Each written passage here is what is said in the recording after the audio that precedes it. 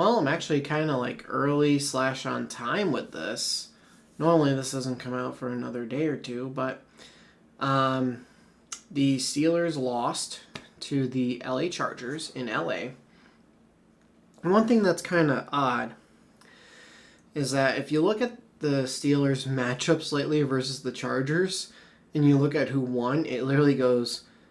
And it doesn't matter which one you start with, the Steelers or the Chargers, but we'll just start with the Steelers here. Steelers, Chargers, Steelers, Chargers, Steelers, Chargers, Steelers, Chargers, Steelers. Literally, the past, I don't know, half dozen or more than a half dozen, maybe 8 times we played the Chargers, it literally alternates who wins. And we were the last ones to win, so the Chargers won. So, that's just a funny little thing that I saw maybe like Saturday. And someone's like, well, it's over. Like, don't even bother playing the game. You know. A couple other little facts. Apparently, Jim Harbaugh, I need to specify because Jim's the one with the Chargers, John's the one with the Ravens. But Jim Harbaugh is apparently 5-0 versus Aaron Rodgers. So, I don't know if that plays into the sometimes you just have somebody's number, right? You just know how to beat them. Because for a while there, it seemed like the Steelers really knew how to beat Lamar, right? Like, Lamar has, I shouldn't even say had, has that great record versus NFC teams. But when you get teams who play him a lot, they kind of know how to stop him. And I saw 2 things, and I don't know if one person had a typo or one person misspoke or got bad info, right?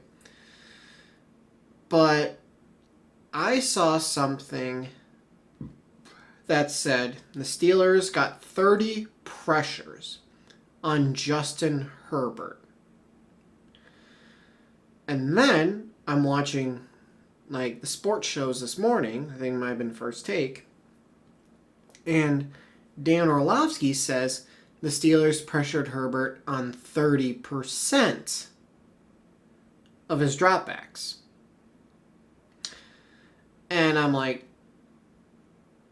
there is a version or a world in which both are correct, but that would have been Herbert would have dropped back to pass 90 times.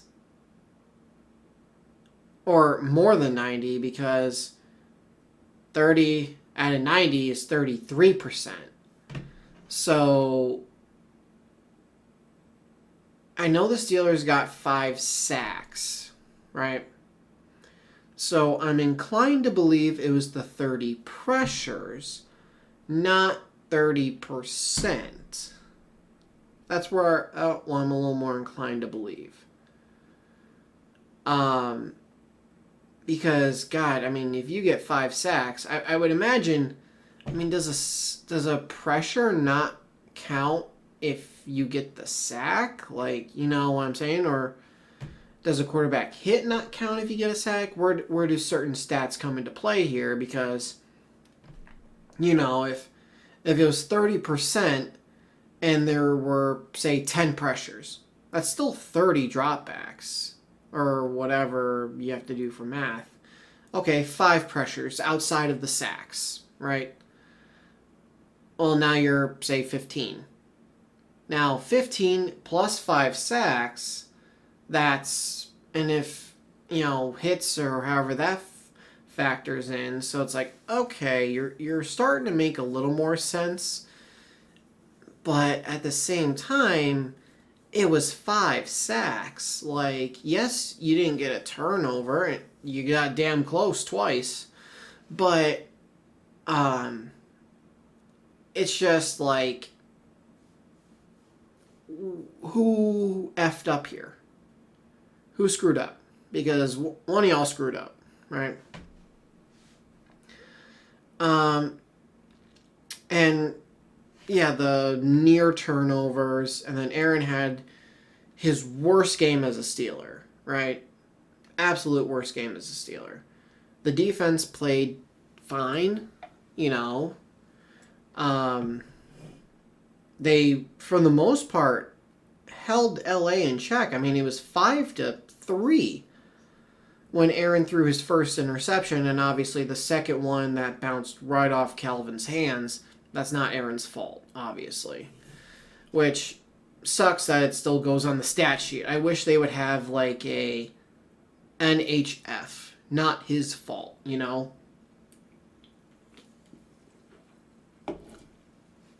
Like if the interception's not your fault, it doesn't go towards your stat sheet. Much like how I feel like if you throw an interception, right? Let's say like Daniel Jones to Peyton Wilson. No one tipped it. It was literally right there at Peyton. Or Joey's, right? Joey had an interception last week. Like, those should still count as completed passes. Because they were completed to somebody. Right? They weren't an incomplete pass. It didn't hit the ground. So that's like where I just fall on that. I would say it does not negatively affect your passing yards. Like, if someone gets like a 50-yard pick six, that does not take 50 passing yards away from you, but it gives you that completion. And like you get the interception, assuming it was your fault. So defense had the opportunity to make plays, did not, obviously. Yes, I know. Got the dog. Got little Ollie on my lap. So, I lost him. He distracted me and I lost my train of thought. Turnovers was my train of thought. They almost made the plays. So, like, they almost made those plays. Obviously didn't. But they still really played well. You know, all things considered, how they've played for parts of this season, you know. And eventually, like, okay, Steelers are down 5-3. I think by that point they had missed the field goal, right? I think Boz had missed his field goal by that point. But, like, they have the opportunity to go down the field and score before half. Aaron throws the interception. Chargers go and score. A touchdown. Okay, now you went into half down 12-3. And the Chargers got the ball to start the second half because they won the toss and deferred. But, like, you just have, the defense where if it's bend but don't break, whatever you want to call it, or, they're doing fine and, the Chargers are chipping away, and before you know it, finally the dam breaks, and it was Ladd McConkey, going up the sideline, and then Vidal eventually scored his touchdown. They kicked a couple field goals, missed one, hit a doink. But the offense, Aaron was just off. He was high, he was low, too far out, too far back. And then when he's in the pocket and he's maneuvering and he keeps stepping up. The problem is he keeps stepping up and he keeps getting hit. Step up, get hit. Step up, get hit. Step up, get hit. Aaron, at some point, yes, you feel the pressure. Don't step up. Do something else. Step to the side. Do something. Because what's happening is you step up. The rusher's anticipating you step up. So then they leave the tackle or whoever's blocking them and they hit you. It happened on the Bud Dupree sack. Where you step up, Bud leaves Broderick and Broderick can't grab him because then it's holding. So he leaves Broderick, and you get hit. Like, you're struggling with your accuracy all night. You're getting hit. And I don't know if you're scared to get hit. At 41, you'll be 42 next month, I think. Right? I'm going to double check Aaron's birthday. I think it's next month. But you're about to be 42 years old. December 2nd, less than a month. You'll be 42 years old. So, you're about to be 42. What is it that you're so panicky? Do you not trust the line? Do you not trust receivers? What is going on? And also, this might be Aaron doing it. Because from what I've heard, other people say, it sounds like he has a history of doing this, where he will hear a run play called, he will relay that run play to the other guys, to the other 10 guys in the huddle. They line up, and he'll check out of it, right? And go to a pass. And he's also tending to lock in on guys as well. Where, I guess Pat was open or about to be open on that fourth down play to DK, where he just threw it in double coverage and DK couldn't come up with it. I guess Pat was open or about to be open, so if he had just seen Pat, he could have hit him. But instead, he's locked in on DK. Which, yes, DK's your number one. He's supposed to, be the primary target in the offense. But if he's not open, he's not open. That doesn't change anything, So then, what drive was it? It might have been that same drive that's we're going through Jalen Warren, we're having a huge amount of success, we get towards the end zone, and all of a sudden we start throwing again. The fuck? We're running it.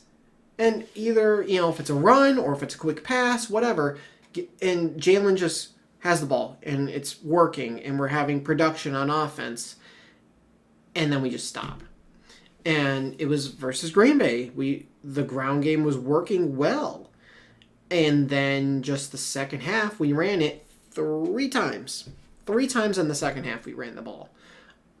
I've said it before. I may have said it in a video. I feel like Sandra Bullock in The Blind Side. Run the dang ball.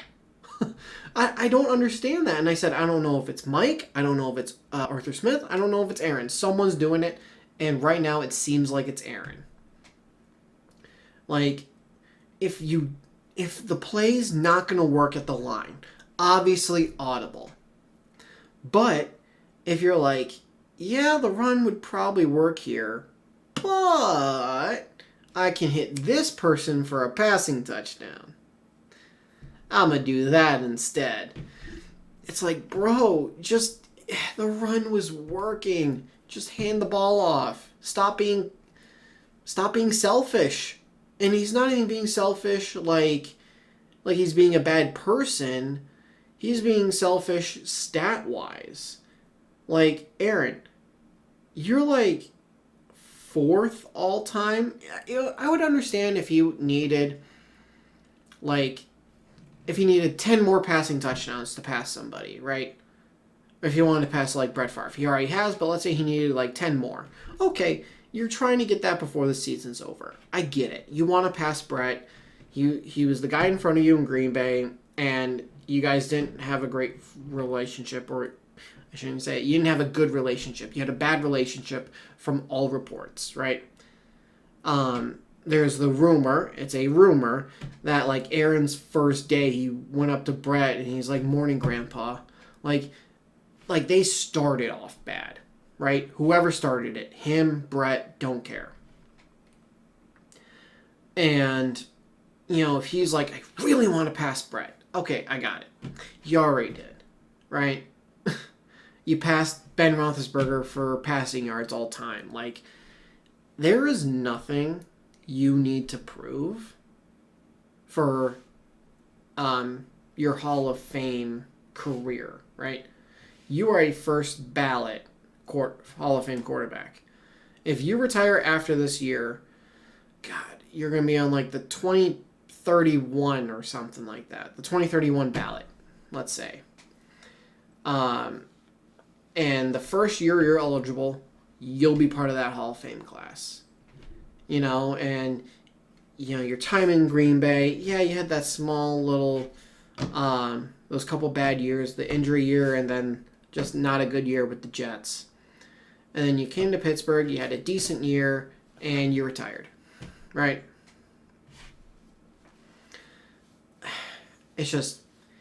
It's irritating that things that are working, you're going away from. Whoever's doing it. And then the defense was bad, but the offense was good. The offense is bad, the defense is good. We can't ever join the two for some reason. For some reason or another. They just won't right at the same time. It's infuriating. Pull up a couple things from Twitter quick. Just because I want to just read a couple things. So from this person, list of teams that have replaced their quarterback with long-term solutions since Big Ben retired and are now in a better position there than the Steelers. Patriots, Commanders, Bears, Packers, Texans, Broncos, Giants, Bucks, Seahawks, Niners. Okay. I said, I feel like a couple are too early to definitively say they solved it. Dart looks good, but I want to see year 2 before crowning him. I said that before the news of Daboll getting fired came out. Just want to put that out there. Just my opinion. Also, how many times have teams missed on quarterbacks? Oh, I'm sorry, because I missed the end of their tweet. 10 plus, a bunch of others maybe, not that hard. So I said, at the end of mine, also, how many times have teams missed on quarterbacks? It actually is that hard. It is that hard to find your franchise quarterback. And even then, you think you found him, and it turns out he's good, not great. And you have to make the decision. Do you want to pay him near top tier money, even though you're not getting near top tier production? Right? So, like, I'll give you Baker with the Bucks. I'll give you Darnold with the Seahawks because of what he did last year as well with the Vikings. Purdy with the Niners. I'll give you that. Like I said, Dart with the Giants. I want to wait. Broncos, Bo Nix. Bo Nix, is he really the long-term answer? He's good, but is he great? He's like the best fourth quarter quarterback in the NFL right now, but you still got 3 quarters before that. Texans, CJ Stroud, great rookie year. Packers, Jordan Love, he looks fine. Bears, Caleb Williams. He's finally starting to look like he's maybe getting it. I want to see more, though. Commanders with Jaden Daniels. I want to see more. Last year was fantastic. This year you've had a lot of injuries. I want to see more. Patriots, Drake May. I mean, I'd like to see a little more, but, and here's the but, I think they got something with Drake May. Right. Let's see. Not making a deal for another wide receiver was asinine. We are clearly lacking a wide receiver too. Calvin Austin is not the answer. Roman Wilson hasn't proved anything. It would have opened up the offense a ton. The Steelers did try, and they even thought they had a deal done. Not like they didn't do anything. Let's see. Question at 5-4. More brutal games on the horizon. Ravens easy schedule and catching up. Forget winning the division. Are the Steelers even going to make the playoffs anymore? I said, I think Aaron having his worst game of the season heavily influences the votes here. The defense, for the most part, played pretty decent tonight, maybe even well. If they can continue to play like that, and I think this will be Aaron's worst game, then they have a chance. So it's, hey, you're asking this immediately after a tough loss where the offense looked bad. You're going to get quite a few no's. Just putting that out there. Everyone, fans, media, even the front office, knew the Steelers needed another wide receiver. But instead of addressing it at the deadline, they sat on their hands and hoped for the best. Now we're seeing the result of that mistake play out in real time. When you tweet based off emotions, you tend to not have correct information. The Steelers thought they had a deal for a receiver. They did. They tried. Also, you don't know what they tried to do and what they tried not to do. Because here's the deal, right? If we want to draft a quarterback in 26, we need our first round pick. So we can't even go after someone like Jalen Waddle, who the Bills offered a third round pick this year and a first round pick in 27. The Bills tried to trade for Jalen Waddle in the division. And yet, we couldn't do that because we can't give up our first round pick. And that deal didn't happen because the Miami Dolphins wanted their first round pick in 26, not in 27. And the Bills said no. So that deal, even though the Bills didn't do anything, no, they did. They tried. They really did try. So the Steelers can't go after Jalen Waddle because they need that first round pick. And they might need next year's first round pick too in order to move up. So when people say they just sat on their hands and didn't do anything, that's complete and utter bullshit. Because you also don't know who they called. And they thought they had a deal for a wide receiver. Rumor is it's Jacoby Myers. They had the same deal on the table that Jacksonville had, and Jacoby said, I want to go to Jacksonville.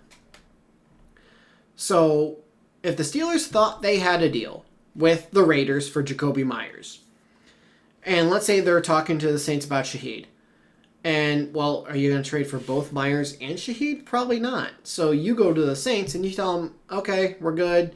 We have a trade for another receiver set. Thanks, guys.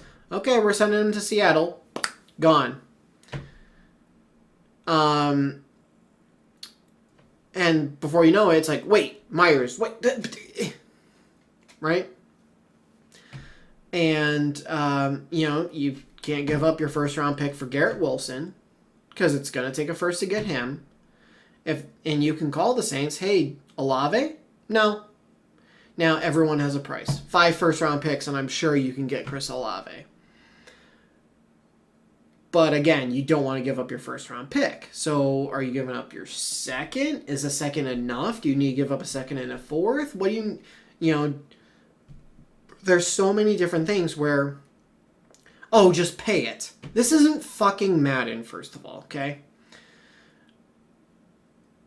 Where, just do it. Yeah, these picks don't mean anything. No, because you might need those picks to move up, to try to draft your franchise quarterback.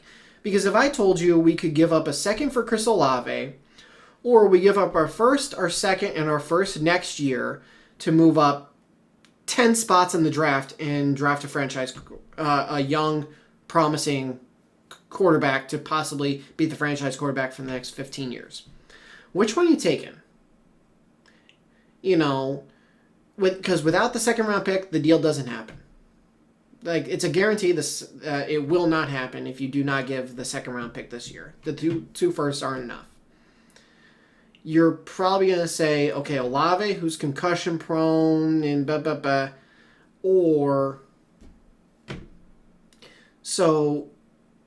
But that's something that you have to think about as a team is, okay, are we doing this? And then we might cost ourselves this.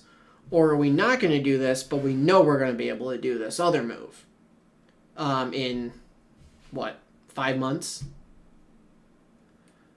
Almost 6. Somewhere between 5 and 6 months. Whenever the draft officially is. That's just where, people don't think. They're mad. Right? And I'm mad. I am. But I'm also trying to use my head and think about this. You're not when you're tweeting shit like that. Oh, they didn't make a move, so they didn't do anything. They didn't try. You don't know what phone calls they made. You don't know who they asked about. You don't know the trade scenarios in which they were going through. I think there was one trade where someone wanted, a player, and the Steelers didn't give up and were like, no, we're not giving up this player. You don't know what talks happened and what talks did not happen. Because you're not in the building. I'm not in the building. Right? I only know that because I listen to those that do know shit. When you don't know shit, I'm not going to fucking listen to you. Plain and simple. So, we're going to get into Mike Tomlin's press conference. I used well over 25 minutes on that. So, I'll have a little bit of a thing just saying, hey, skip to blank to start the Mike Tomlin's press conference. But let's listen to what he had to say. Oh, and it's only 3 minutes and 17 seconds.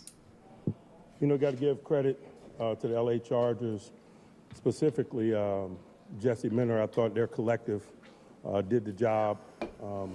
Shoot, it was probably midway of the fourth quarter before we converted the third down. And you're not going to win football games not converting third down and losing the turnover battle. And we certainly were loose with the ball in several instances and didn't convert enough third downs. And so that's the end result. There's nothing mystical about it. We'll be back. We'll be better. We have to be, but we certainly weren't tonight. Slay was out. He's in the concussion protocol. Friendly fire. We'll see where that leads us this week. The rest is bumps and bruises associated with play. Joey Porter Jr. went back in the game. Questions? With McConkey being so effective, did you think about moving Jalen back into the slot at all? McConkey caught 4 passes. Certainly that last one was the biggest one. Oh, yeah, but that wasn't the reason we lost this football game. Any reason to explain why Aaron was off today? I'm sorry? Any reason you can explain why Aaron was off today? We as an offensive collective were off today, and certainly he's a component of that. I'll let him speak for himself, but we certainly got to be better. Didn't feel like they did anything unanticipated, but certainly they outperformed us, particularly in possession down play. What are you working on from a consistency standpoint offensively that you'd like to see improve? Third down. How concerning is it to have this offensive performance when things have been clicking well at this point? It's football. It's life. We'll be back. What gives you the confidence that you'll be back? 53 years of life, and particularly in this business. Does Aaron's level of experience give you the same sort of confidence in him personally being able to rebound? I'm not lacking confidence. I don't need a pat on the back. We stunk it up tonight. We'll be back. It's just one of those games, literally. I'm not trying to frame it in any way. I'm just telling you guys what happened. You guys write the narrative. How would you assess Aaron's performance tonight? How would you? That face. Next. That face says it all. Mike, did Eccles maybe get too much on his plate playing all those special teams snaps and then flying across? It happens in game, particularly when attrition is a component of it. That's just football. When you got a limited number of people available to you, this isn't college football. We don't have 100 guys on the sideline, and so certainly when attrition happens, man, you get challenged collectively and individuals within the collective. What were the issues you were having with your offense? Just on the grass too long. We didn't convert enough third downs. The time of possession was what it was. Collectives and individuals wear down when you're not standing up. I feel like the protection was a component of what was going on. You know, we had issues, you know, as a collective, and so, you know, that's a component of it. We got to be better. Anyone else? Do you think you could have run the ball more often? Guys, like you 0 for 9 or 10 on third down, you're not going to have enough snaps. Like we've been over that discussion a lot. Next.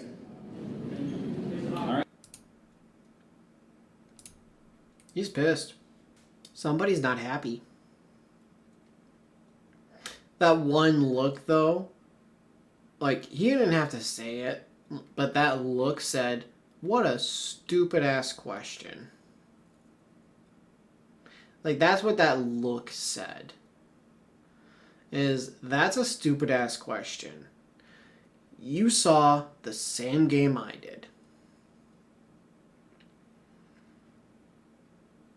So, yeah.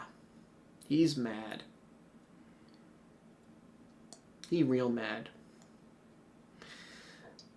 I feel like that one Gabriel Iglesias thing where he's imitating Crocodile Hunter. And it's like, he's angry! You guys probably know what I'm talking about. But, but it's like, no, he's angry. He's mad. Probably up at that podium, talking to the media, is probably one of the last places he wants to be. Because he's fuming. He really is. He's mad. I can tell. Especially the next. Like, bro's pissed.